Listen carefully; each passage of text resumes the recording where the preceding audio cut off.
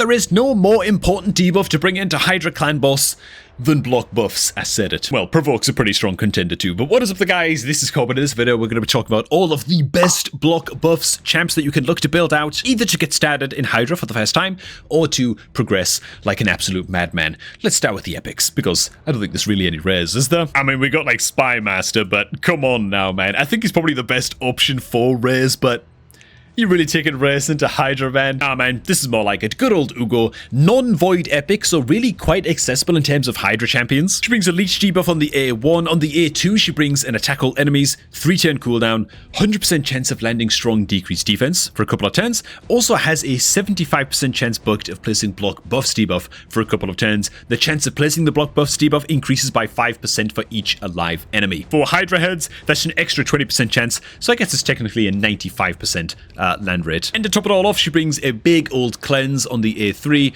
as well as a whole bunch of healing on the A3 as well. Also, if all allies are dead, revives them with 50% HP and fills their 10 meters by 50% instead. This coupled with her passive is quite interesting, so if she's the only champion alive, this passive will activate and place an increased speed and block damage buff on herself for 1 turn, right? So she can kind of rush towards getting another turn in and can potentially get off like a huge, just, you know, Exodia revive. Never had it happen for me before in Hydra, but an Ice Golem, while progressing in Ice Golem, actually was able to get that Exodia revive off. Just a great champion. So what other epic options do we have, man? Well, Umbral Enchantress is a good one. She's a void epic. That means that she's a little bit harder to get, but it also means that she cannot weak hit into the Hydra heads with her block buffs, which is on her A2, right? 3-turn cooldown, attacks all enemies, 100% chance bug to placing block buffs debuff for 3 turns. Okay, so crazy uptime on this skill. The downside of Umbral is that this is really all she does into Hydra. She does bring a 2-turn duration provoke on the A3, but the cost of using this is steep as hell, right? It's an attack all enemies, place an unkillable buff on herself after placing the provoke, but also places a block active skills debuff on Umbral Enchantress for 5 turns that cannot be resisted, blocked, or removed. And believe me, when you want to get up that block buffs debuff again, 5 turns of being locked out of your skills on Umbral feels like a hell of a long time. Let's just leave it at that. But to get you started, she can do a hell of a job, man. Next up, man, we've got Ostrok's Boneglaive, so another void epic all up and over here. And I like Ostrok's quite a bit more, to be honest. I think his block buffs is on his A2 again. It is 3-turn cooldown, attacks all enemies. 4 or more enemies are alive, again, for Hydra heads. Has a 100% chance bug to placing block buffs debuff on each enemy for 3 turns. Again, very long duration. Great stuff. The rest of his kit, though, is also pretty saucy as well. So his A1 has a chance of transferring a debuff from himself onto the Hydra head. Lovely. Also a bit of healing worked into this as well. And then on the A3, he's got a little bit of a cleanse. Remove 1 random debuff from all allies and place increased accuracy on them for a couple of turns. It is on a 4-turn cooldown, but it's a nice to have, and he definitely brings a little bit smidgen more to the table because of this than good old Umbral Enchantress. And I think worth an honorable mention if you're kind of grasping for options could be Fernax. Fernax does bring a block buffs again on his A2. 4-turn cooldown bugged, attack all enemies, 80% chance, so not quite as reliable, but 80% chance of placing block buffs debuff for 2 turns. Place block active skills, blah blah blah blah. But we don't really care much about that against Hydra. The reason you bring along Fernax is primarily as a damage dealer, right? He has like the hardest hitting A1 in the game, so if you're using like a bunch of ally attack style champions and ally attack activators on your team, you can get a good amount of damage out of Fernax as just like a damage dealer option. And then he's got sort of the bonus of bringing a block buffs debuff. For example, if your block buffs champ gets swallowed up and is getting digested by the Hydra, you might need a backup. I think that is worth a mention just in case you're like really reaching for options and you're just trying to get started in Hydra and you happen to have a Fernax. Whoops, went too far back. And speaking of just getting started, oh my god, what a transition, man. Hey, if you're looking to start off a new raid account, that was terrible, in 2025, we've got a beginner promo link down below, man. That's not terrible. It's great. You're going to get all kinds of freebies, including 3 free epic champions and a starter legendary champ. And all you got to do is click on that link and use it to create a new raid account right now, man. Best beginner promo link going in 2025, man. Make sure to get it used if you're looking to start off a new raid adventure. this year. Now moving on to the legendaries and kind of going in descending order from sort of like most accessible. A lot of people might have this legendary, working our way down to like the void legendaries that are like the real cream of the crop. And feel free to go ahead and chime in with any here that you feel like I missed. And you know what, man? You know what? A champion I give a lot of disrespect when he was first released. He's grown on me over time. Good old Loki the Deceiver. Why Loki? Not because he's like the best block buffs champion in the world or anything. Like, he's fine. His A2, 3-turn cooldown, select a target, 100% chance of placing block active skills and block buffs, which is all we care about for a couple of turns. And then if he's under a veil buff, he'll also apply the debuff spread effect, taking 2 random debuffs from the target and spreading them across all enemies. Most of the time, it's going to spread the block buffs, I guess. There might be some manualing of the Loki that's required here in order to make him effective for this role. But honestly, Loki's also solid into Hydra because of his attack all enemies on his A1, which also has a chance of increasing the duration of all enemy debuffs by 1 turn. You can also throw Loki in a cursed artifact set, so then he has a 50% chance on hit against enemies to place a hex debuff, which is also another fantastic debuff to bring into Hydra as well. And so, yeah, he can kind of be fulfilling 2 roles like that. And so Loki, quite accessible. Of course, he was like a login reward champion a little while back, and so maybe a lot of people watching this video do have a Loki waiting in the wings. He can be a fine option as your block buffs guy as you're getting started. Sort of in a similar vein, we've got good old Sun Wukong, who, of course, if you just use the beginner promo code Monkey King, I believe it's still active and you can still get Sun Wukong for free on day 1 of your new account. So, hell, man, use my beginner sign-up link and then use the code Sun Wukong, and you've got Alice as well. It's like a triple legendary start, man. It's actually crazy the amount of free stuff you can get these days when you create a new raid account. Like, oh my god. Anyways, Sun Wukong's A3, of course, 3-turn cooldown, attack all enemies before attacking, steal all buffs, and then place a block buffs debuff on them for 2 turns. So, Sun Wukong, the rest of his kit doesn't bring a massive amount to the table, really, in terms of Hydra. He's just going to be a pretty vanilla damage dealer, but he does bring a self-revive as well, so that's a little bit of something on his passive. And the block buffs, he's a great option. Next up, man, a champion I would love to build one day, have just never ever pulled. Where is she, man? Where is she? There she is. Kantra the Cyclone. Dude, I love champs that just have like huge multi-hitters that just place like a wide variety of debuffs, and it's like so random as well, man. So it's a triple hitter on a A2, each hit with a 75% chance booked, chance of placing one of the following debuffs for 2 turns. Block buffs, decrease attack, decrease speed, weaken, decrease accuracy, and then heal reduction. The only one that you really don't want to see is the heal reduction against Hydra. Decrease accuracy is a bit as well, but the rest of them are like very, very good debuffs to be bringing into Hydra Clan Boss. If you've got enough debuffs on the enemy as well, I think she just automatically places Provoke. Okay, has a 75% chance of placing Provoke debuff for 1 turn on enemies, like the Head of Decay, for example, under 5 or more debuffs at the start of this champion's turn, and so... yeah, dude, I don't know, man. Oh, she can also place debuffs on weak hits. So, like, dude, I don't know. She might as well be a bloody Void champion at that point, you know? Yeah, Kantra the Cyclone's great, man. Build her out, I would at least anyway build her out in a Reflex set so that she's just getting the cooldown reduction very, very reliably on this A2 and is just spamming it as much as humanly possible.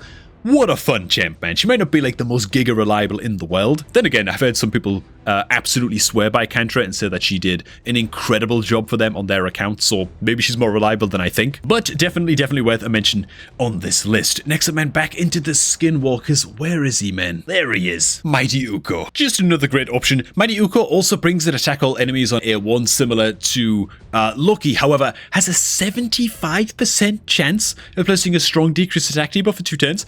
75%? Bro, I mean, that's insane. That's crazy as hell. Of course, Mighty Uko in a cursed set is going to do a great job of keeping the Hex debuff up, needless to say, against all of the Hydra heads, as well as applying a very useful decreased attack debuff. She also brings an attack all enemies 2 times on the A2. It is a 4-turn cooldown, but it does bring a block buffs debuff and a decreased accuracy debuff for a couple of turns on targets that have no buffs after the attack. Oh, I skipped a bit there. Each hit has a 100% chance to remove 2 random buffs from the target. Sorry, I missed that bit, man. That's just another great little bit of buff peel against the Hydra heads. And on a A3 on a 4-turn cooldown bugged, brings a revive, also buffs it with block damage when she revives those suckers, and then place an increased speed buff on all allies for 2 turns. Place the increased speed buff even if there are no dead allies, so brings that to the table as well, man. And alright, man, we've arrived at the absolute cream of the crop, man.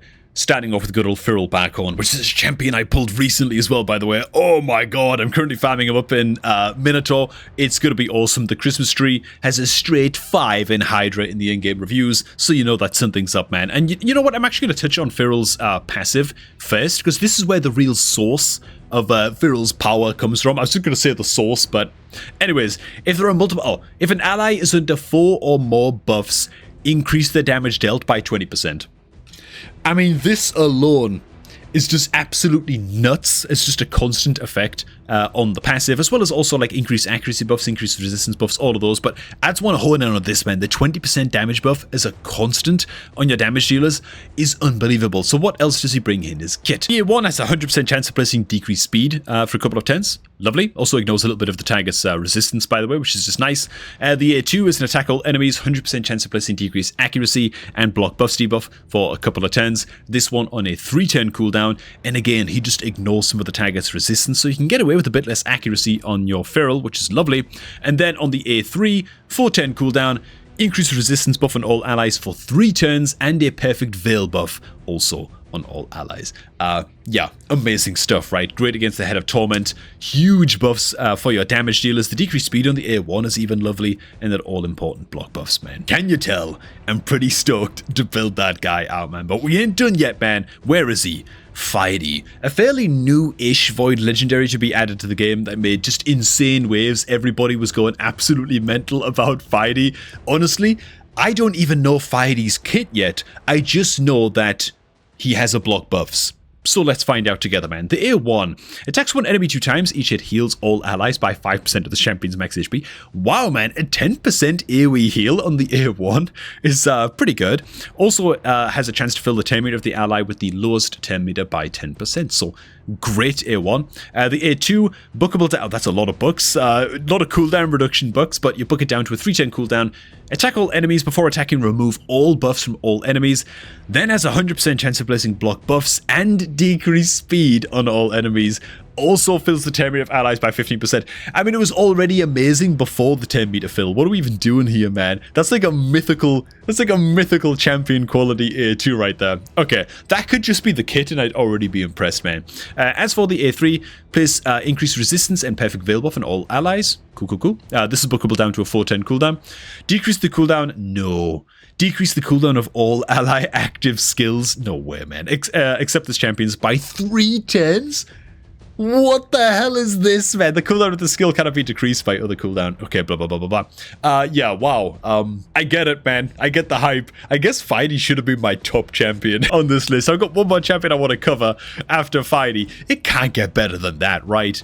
That's the most unbelievably disgusting, like, pseudo-mythical champion kit I've ever seen in the game. The only champion I think that could actually be, like, holding a candle to that is, like, Archer Queen. In terms of just overall power level and like usefulness into HYDRA, but HYDRA's kit seemed like good everywhere, like not just HYDRA. So anyways, man, the last champion that we're going to touch on is going to be good old Wallmaster Authorian, which is a champion that I pulled recently in the most dramatic fashion possible. My pulls recently have been kind of ungodly, like very, very bad luck in terms of the number of legendaries that I've pulled, but the quality has been just... like, frankly irresponsible to even upload on YouTube. Anyways, man, Wallmaster Authorian brings an attack all enemies A1. This attack will not trigger counterattacks, which pretty lovely. Also get some 10 meter fill from this too. The A2 is an attack all enemies 2 times on a 3-turn cooldown. First hit places block buffs. Second hit places strong decrease attack for a couple of turns. More 10 meter fill here as well, but most importantly, damage is based on attack and enemy max HP. So this thing hits like an absolute truck. And I think there's really something to be said as well about him being like an attack-based champion, right? His focus is on dealing as much damage as possible, but he's bringing super important debuffs as well to the HYDRA fight. And so he's checking off those boxes so that your support champions don't have to. You know what I'm saying? Great stuff. And then on his A3, he brings all kinds of self buffs, increased attack, increased accuracy, increased speed, so you don't have to build him with that much accuracy, really. And then he gives himself that extra turn. Lovely. His passive increases his survivability. Dude, I thought Wallmaster Authorian was like the best. He was going to be like the grand crown jewel of this video, but all I could think about is HYDRA as I'm reading out Wallmaster's kit. There's always a bigger fish, you know what I'm saying? But yeah, his passive increases champion's max HP by 20% for each enemy killed or HYDRA head decapitated. Very, very important that they included that by this champion, stacking up to 50k. And so, yeah, he's a very, very hard to kill attack champion as well. Amazing, amazing stuff. And because these are legendaries, and because I've been playing Raid Shadow Legends for about 1 year at this point, I'm sure there's some legendary champs that I missed off of this list that we could have gone on and included in this video. So make sure to plop those down below in the comments if you feel like I missed any. And yeah, make sure to get building these block buffs champions whenever you pick them up in the early game. If you're a new player, you won't regret it. You're gonna need them. Thanks for watching, guys. Make sure if you're looking to start off a new raid account that you do so by using my beginner promo link, which is down below the top of the video description box, man, to get your hands on Corrado Fox Hunter, as well as 3 additional epics as you level up your new account. And all you're going to do is sign up to Raid and create a new account using that link down below. Thanks for watching, guys. Enjoy the rest of your night, and I'm going to catch all of you all just a tad bit later, man.